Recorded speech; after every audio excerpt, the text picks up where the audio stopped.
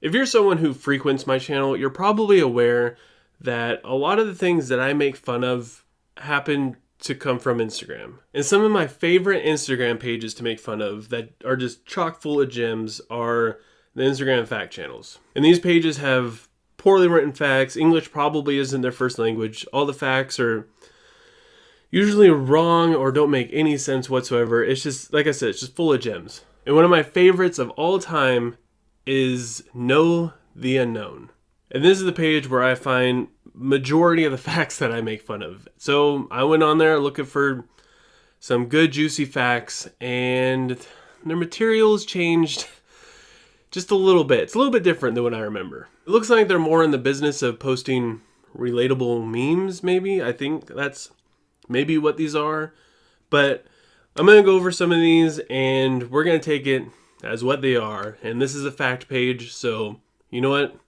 Bring on the relatable fact memes. The first one here says, 3 mistakes of my life. 1, I trust easily. 2, I care for everyone. And 3, I don't cheat. It seems like whoever runs this page must have went through a breakup, because this is relatably deep.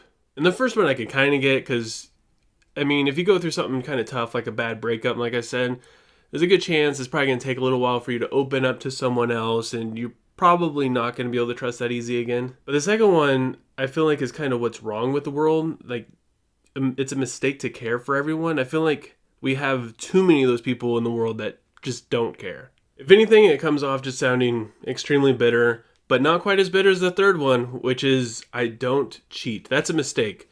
If you're going to live this life completely mistake-free, you got to cheat. I mean, it's what you got to do. You just got to cheat some things, you know?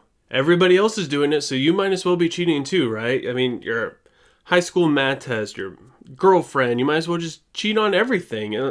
No holds bars, just do what you're going to do. If you can make it through life without hardly trusting anyone, without caring for anybody other than maybe like yourself and 2 or 3 other people, and cheating at every single possibility you got, then you're going to live a mistake-free life, my friend.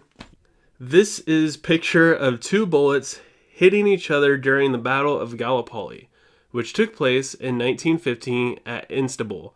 The speed of the bullet after it flew out of the barrel is 900 meters per second, fast enough to penetrate several walls before we could even hear the sound of explosion. And with the 2 small size, the probability of 2 bullets hitting randomly is almost 0. However, they still found each other in the middle of a fierce battle, and you, until now, still have not found your other half. Damn, they're dropping facts and burns on your ass with that one. I'm not gonna lie, this took some effort on my part. This took probably about 5 or 6 takes for me to read through this entire thing without messing it up, because it's just so strangely written.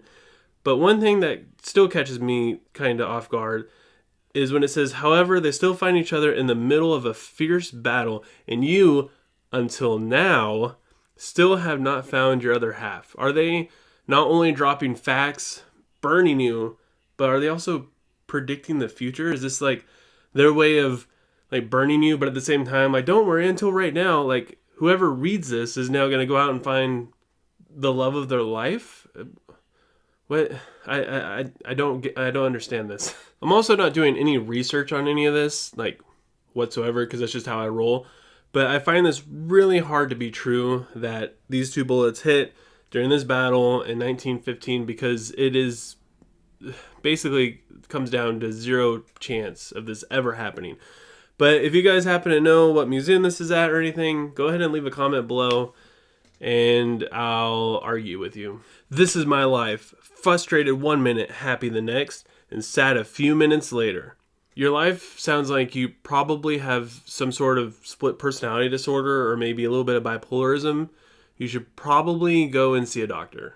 Most people write congrats because they don't know how to spell congratulations. I almost guarantee you that whoever wrote this started to spell it with the completely horribly, with the J and the SH, and completely butchering it. And I guarantee you they struggled finding their autocorrect to keep it from spelling it correctly. I guarantee you that's what happened. Also, a little side note for people who probably don't know this, or mostly just people who do this, if you say a joke and you have to put the laughing crying emojis after it, there's a really strong chance that whatever your joke was or anything, it probably just isn't funny. You should probably just delete the whole thing. If you feel like it needs laughing emojis, delete it and turn off your phone and just go outside and do something else. It's not funny. When your mom says, take your brother with you, younger bro. This one I truly don't understand. I don't know if this is maybe from a show where these mountains have faces on them. If not, they literally just created a really bad meme. And honestly, they probably should have put laughing emojis because I don't really understand this at all.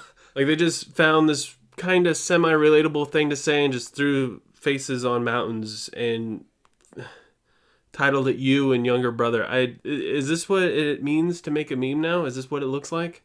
When everyone says that you'll fail in 2 to 3 subjects, but you prove them wrong and fail in all subjects. If people are saying you're going to fail in 2 to 3 subjects, that's pretty messed up because the first thing I think of when I think of people who care whether you pass or fail are your parents.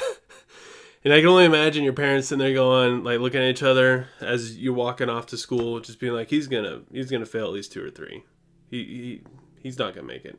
But let's just pretend that you're just this badass freaking 14-year-old who actually has a little group of haters that sit there and scoff at you and judge you and like, yeah, he's gonna fail at least 2 or 3 subjects. He's a complete loser. What a square. First of all, I commend you for having haters because that's just sick, bro. But you got to prove them haters wrong, man. And 2 to 3 subjects, if you're not going to pass them, you might as well fail 5 or 6. You can't let your haters win. All right, guys, that's it for this video. I hope you enjoyed it. If you did, don't forget to give it a thumbs up. And if you want to see more videos like it, don't forget to subscribe and click the bell icon so you get notified when I do upload a new video. And I want to hold a little contest. Go ahead and leave a comment below spelling congratulations in the most screwed up way you can. And whoever does the best job will get a shout out in my next video. And I hope you guys have a good rest of your day. And don't forget, don't trust anyone. Don't care for anybody. And if the opportunity presents itself, always cheat.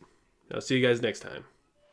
I was trying to make me lying down.